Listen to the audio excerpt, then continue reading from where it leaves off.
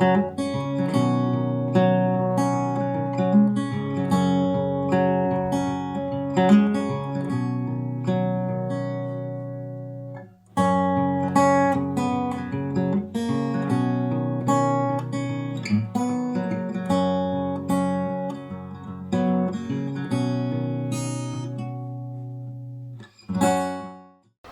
guys, today We Are Neighbors team is here with Mr. Major Singh और he is a bonsai lover and by profession he is a interior designer.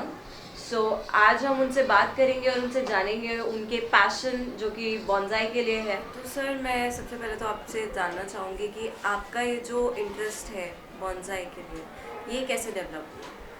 ये मेरा जो interest है around कोई last 18-20 years back जब मैं interiors का course कर रहा था तो मेरा इंटरेस्ट लैंडस्केप में भी था, बट पर्टिकुलरली मेरा जो कोर्स था वो इंटीरियर्स का था. तो मैं विज़िट करता था नर्सरीज़. तो जैसे मुझे एक प्लांट नज़र आया कि ये क्या है, मैंने उनसे पूछा. मिस्टर पंडित जी करके थे वो लक्ष्मी नगर में, तो उन्होंने मुझे थोड़ा बहुत गाइड किया कि ये बॉन्साई हैं कैसे बनाते हैं. बट तब से आज तक मैंने किसी से सीखा तो नहीं है, बट ट्राई कर रहा हूँ तब से अपनी तरफ से कोशिश करते करते करते करते आज मैं बॉन्साई बनाने लायक हो पाया हूँ. सर जैसा कि अभी आपने बताया कि आपका इंटरेस्ट लैंडस्केप्स में और वहीं से बॉन्साई में भी डेवलप हुआ. तो लैंडस्केप्स में बहुत सारी चीज़ें होती हैं, फ्लावरिंग प्लांट्स होते हैं, बिग ट्रीज होते हैं, but why only bonsai? Bonsai basically तो सारे प्लांटेशन हम लोग करते हैं, जैसे हम लोग अपने प्रोफेशन में लैंडस्केपिंग करते हैं. बट बेसिकली बॉन्साई को चूज़ करने का मोटिव मेरी पर्सनल हॉबी की वजह से है. जैसे कि मैं पंजाब से बिलोंग करता हूँ, तो वहाँ पर हमारे पास जो घर हैं और आंगन है तो बड़े होते हैं. तो मेरे पंजाब वाले घर में तो मेरे पास बहुत बड़े बड़े ट्रीज़ भी हैं. बट लास्ट 17 ईयर से जैसे मैं दिल्ली में हूँ, तो दिल्ली में हमारे पास इतनी स्पेस नहीं है कि वो प्लांटेशन मैं यहाँ पे अपने घर में कर सकूँ, बिकॉज ऑफ हमारे पास सिर्फ बालकनीज़ हैं. तो बालकनीज़ की वजह से मैं यहाँ पे बड़े ट्रीज़ तो रख नहीं सकता. तो फिर जो मेरी हॉबी थी इस वजह से भी इस तरफ हुई कि मैं अपने घर में, मुझे प्लांट्स के साथ प्यार है और इसको मैं रेगुलर रखने के लिए मैंने फिर बॉन्साई को चूज़ किया. तो सर आपके लिए, आपके अकॉर्डिंग बॉन्साई क्या है? मेरे लिए तो जस्ट लाइक मेरे बच्चे हैं, ये बेबीज़ हैं मेरे. मैं जैसे मैंने बताया कि मैंने किसी से सीखा नहीं है, बट मैं शुरू से जैसे खुद से करता आया हूँ. तो जिस पौधे को मैं अगर 10-15 ईयर में ग्रोथ देता हूँ तो वो मेरे लिए वैसे ही हैं जैसे मेरे घर के बच्चे हैं. आपके हिसाब से नॉर्मली हम जो प्लांटेशन करते हैं बड़े ट्रीज और बॉन्साई प्लांटेशन में, इन दोनों में क्या डिफरेंस है? डिफरेंस कोई नहीं है. क्वालिटी जो प्लांट की है वो सेम है. बट आपने देखा होगा कभी हम ग्राउंड में कहीं दूर से 100 मीटर की दूरी से या 1 किलोमीटर की दूरी से किसी ट्री को देखते हैं तो वो हमें दूर से बॉन्साई नज़र आता है. हम फील लेते हैं जब हम उस प्लांट के नज़दीक होते हैं तो वो बहुत बड़ा होता है, तो हम उसे बॉन्साई फील नहीं लेते हैं. तो आई थिंक जो मेरी पर्सनली ओपिनियन है कि मैं जिस प्लांट को दूर से देख रहा हूँ ये वही प्लांट है जो बड़ा है. तो मुझे ये फील होता है इसमें. तो इसकी बॉन्साई के लिए क्या स्पेशल केयर है? जब हम इसको प्लांट करते हैं उसके बाद क्या स्पेशल केयर है जो हमें बॉन्साई प्लांट के लिए करनी चाहिए? हाँ, केयर जैसे अगर बहुत ज़्यादा हीट है, लाइक जैसे 45 डिग्री टेम्परेचर आता है जब, तो डायरेक्ट सनलाइट इस पे ज़्यादा ना हो. थोड़ा जैसे डे टाइम में मान लीजिए दोपहर के टाइम में बहुत हीट होती है तो थोड़ा कवर हो जाए, और मॉर्निंग इवनिंग इसे अगर ओपन भी रखते हैं. और दूसरा इसमें पानी ही सबसे इम्पॉर्टेंट है. अगर हम पानी इसको ज़्यादा ना दें और मिट्टी में, क्ले में जो है सॉइल में मॉइस्चर भी रहे, तो इससे ज़्यादा केयर की कोई ज़्यादा ज़रूरत है नहीं. हाँ, जैसे फॉग बहुत होता है जिन दिनों में, पतझड़ जब आती है तब तो आप कितना भी केयर कर लो, जो उनके लीव्स हैं उनको तो रिमूव होना ही होना है. तो बेसिकली हम ज़्यादा से ज़्यादा ये कर सकते हैं कि ज़्यादा फॉग में अगर बॉन्साई हैं तो उनको हम नेट से कवर कर दें या वहाँ रख दें जहाँ पर फॉग ज़्यादा नहीं आता है. बट इनको आउटडोर तो स्पेस चाहिए क्योंकि बॉन्साई बेसिकली इंडोर नहीं होते हैं. बॉन्साई जो है वो टिम्बर प्लांट्स होते हैं, लाइक जैसे हमारे बरगद हो गया, पीपल हो गया, जो बड़े ट्रीज़ हैं हम इन्हीं को बॉन्साई में कन्वर्ट कर सकते हैं. बाकी नॉर्मल जो प्लांट्स हैं वो बॉन्साई में नहीं आ सकते. तो ये जो टिम्बर्स हैं इनको तो आउटसाइड चाहिए ही चाहिए. तो विंटर में जैसे फॉग आता है तो हम इनको थोड़ा कवर कर सकते हैं, जैसे शेड हो बट 4 साइड ओपन हो, जहाँ पे हल्की धूप भी आ सके दिन में. तो सर आपका प्रोफेशन है इंटीरियर डिज़ाइनिंग का, जिसकी वजह से मोस्टली आपको बाहर रहना पड़ता है और बहुत बिजी स्केड्यूल है आपका।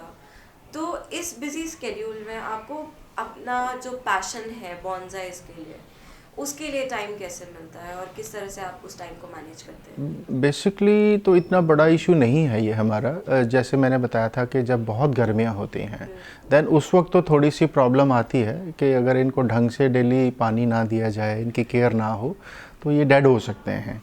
बट जैसे घर में और मेंबर्स हैं तो जैसे उनको गाइड किया हुआ है कि इनको पानी कितना देना है। मोस्टली मेरा अपना मेथड है कि मैं जैसे बॉटल्स यूज़ करता हूँ, तो बॉटल्स में जैसे 1 ड्रॉप उसमें पानी का गिरता रहता है, तो अपने घर में फैमिली को गाइड किया हुआ आप उन बॉटल्स में पानी डाल दो, उसमें जितना पानी डालना है वो मेजरिंग कर रखी है, तो वो पानी उतना लिटरली 1 ड्रॉप होके उसको पानी मिलता रहता है।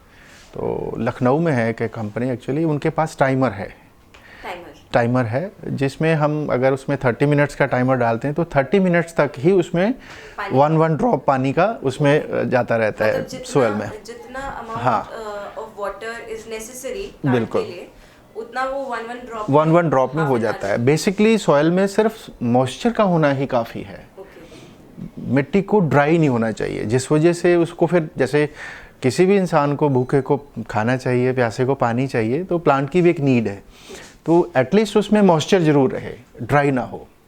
तो वो जो अभी मैकेनिज़्म उन्होंने जापान से ही हायर किया है लखनऊ में, तो वो 1 ड्रॉप उसमें ड्रॉप होता रहता है जितनी नीड है। तो 25 मिनट में कितने ड्रॉप गिर जाएंगे, तो मॉइस्चर ज़रूर रहता है उससे। तो और वो दिन में 3 टाइम का टाइमर लगा होता है उसमें, जो अपने आप होता रहता है।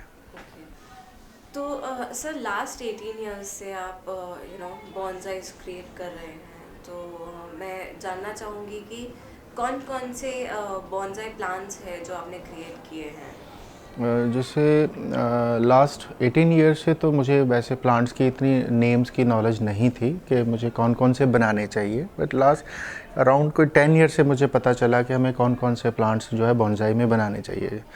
तो 7-8 ईयर्स तो मैं ट्राई करता रहा कि बॉन्जाई बनाना, कहीं भी नर्सरी से परचेज़ किया और उसको बॉन्जाई बनाने लगा, एटलीस्ट बस रिज़ल्ट नहीं मिला।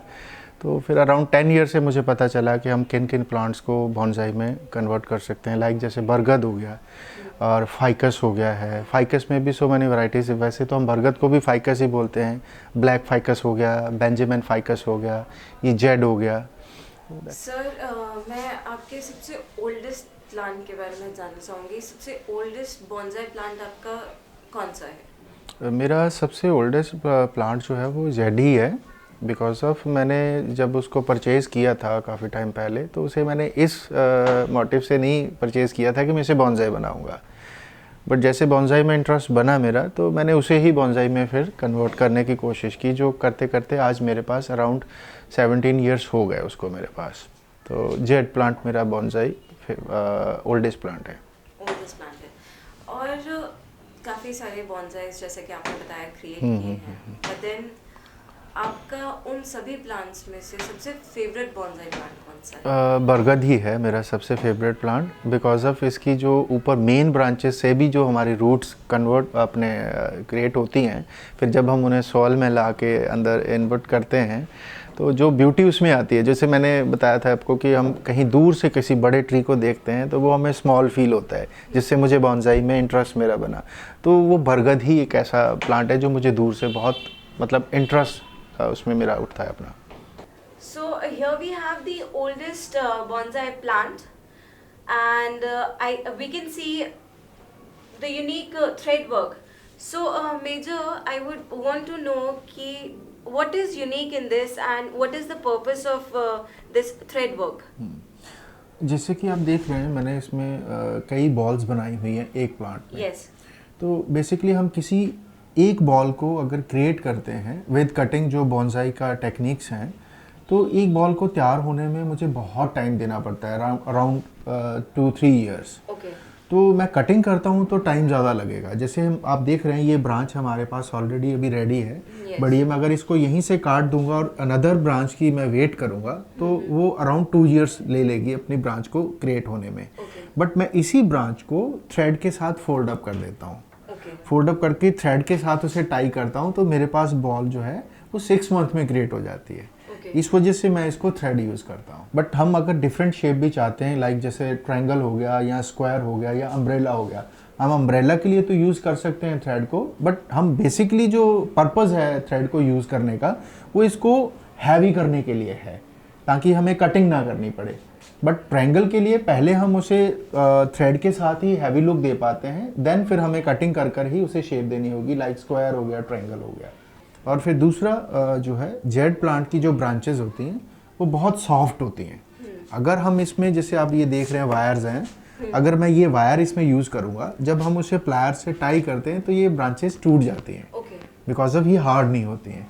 तो थ्रेड जो है, थ्रेड ना तो इसको तोड़ पाता है और बट उसको टाई अप भी कर लेते हैं। तो बॉल जो 2 साल में हमारी क्रिएट होगी वो मैं 6 मंथ में क्रिएट कर पाता हूँ। इस वजह से मैं थ्रेड यूज़ करता हूँ। बॉन्जाई एक बहुत ही यूनिक आर्ट है और ये आर्ट आती है उसके यूनिक स्ट्रक्चर से। तो मेजर से हम ये जानते हैं कि ये यूनिक स्ट्रक्चर देने के लिए आपको क्या करना पड़ता है?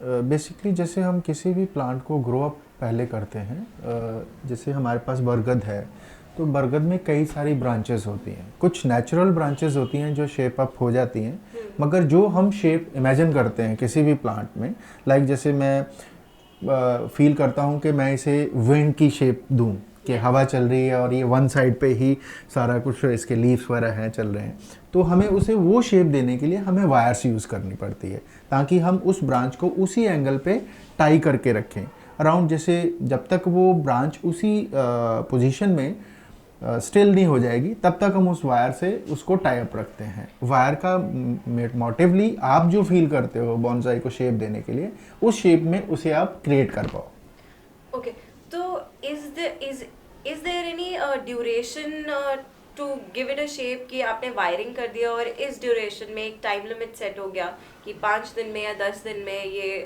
जो है प्लांट है वो शेप ले लेगा, तो ऐसा कोई ड्यूरेशन होता है? हाँ, ड्यूरेशन ऑब्वियसली ड्यूरेशन हर चीज़ को स्टिल होने में लगता है। हाँ। जैसे कि मैंने बताया कि कोई भी ब्रांच है वो सॉफ्ट है, जब हम उसे हार्ड कर देंगे, उसे उसकी पोजीशन पे स्टिल कर देंगे, उसके बाद ही हम उस वायर को रिमूव करते हैं। मगर उस पोजीशन में आने के लिए हर प्लांट की अपनी ग्रोथ होती है। लाइक जैसे मैं बरगद की बता रहा हूँ, तो उसमें 2 इयर्स, 3 इयर्स, 4 इयर्स भी लग सकते हैं। बट जैसे जेड प्लांट है तो इसे उससे भी ज़्यादा टाइम लगता है, क्योंकि इसकी वुड हार्ड नहीं होती है। तो उसे हार्ड होने की टाइम तक ही उसे रखना पड़ता है हमें वायर को। उसमें 2 साल भी लग सकते हैं, 3 साल भी लग सकते हैं, 4 साल भी लग सकते हैं। ओके, तो हम ये कह सकते हैं कि वायरिंग एक बॉन्साई प्लांट के लिए बहुत ही इम्पोर्टेंट है, ताकि वो एक यूनिक शेप ले सके। जो भी आप शेप इमेजिन करते हो, वो शेप उस बॉन्साई को देने के लिए इकलौता जरिया है wire. Okay sir, last 18 years से आप बॉन्साई क्रिएट कर रहे हैं एंड स्टार्टिंग में 8 साल आपने बिना किसी फॉर्मल एजुकेशन के बॉन्साइज क्रिएट किए और उसमें आपने सक्सेस भी पाई और फेलियर भी कहीं ना कहीं पाया। बट देन आपने उसके बाद किस तरह से अपनी स्किल्स को डेवलप किया बॉन्साइज के ऊपर? आपने वर्कशॉप्स अटेंड की या फिर वीडियोस देख करके या बुक्स पढ़ के उन स्किल्स को डेवलप किया? हाँ, कुछ ऑब्वियसली हर फेस होता है लाइफ में, कुछ चीज़ें अच्छी लगती हैं, कुछ हम कर पाते हैं, कुछ हम नहीं कर पाते हैं। बट किसी भी चीज़ को अगर हम रेगुलर करते हैं और उसकी स्टडी करते रहते हैं तो डेफिनेटली बंदा कभी ना कभी तो उसमें सक्सेस पाता है। तो कुछ हद तक मेरा भी ऐसे ही है। 18 साल से कर रहा हूँ, जैसे 8-10 साल तक तो मैं बिना किसी ट्रेनिंग के, बिना कहीं कुछ देखे करने की कोशिश करता रहा। बट जैसे जैसे समझ आई, मैंने कुछ बुक्स पढ़ी हैं या फिर दूसरों के बॉन्साइज में विज़िट करता था, तो देख कर ही, जैसे बेसिकली मैं आर्टिस्ट हूँ, मैं स्कल्पचर्स बनाता हूँ, अगर हमें मिट्टी मिलती है तो हम उसे शेप देते हैं। द सेम थिंग मेरे लिए तो ये भी एक आर्ट है। मैं अपने आर्ट के ज़रिए उसमें जो चीज़ देखता गया उसको करता गया, तो मैं वो चीज़ें हासिल कर पाया जो मैं चाहता था। कि बॉन्साई मेरे लिए तो एक बच्चा है, गर्ल है, बॉय है, मुझे इसे कैसे पालना चाहिए।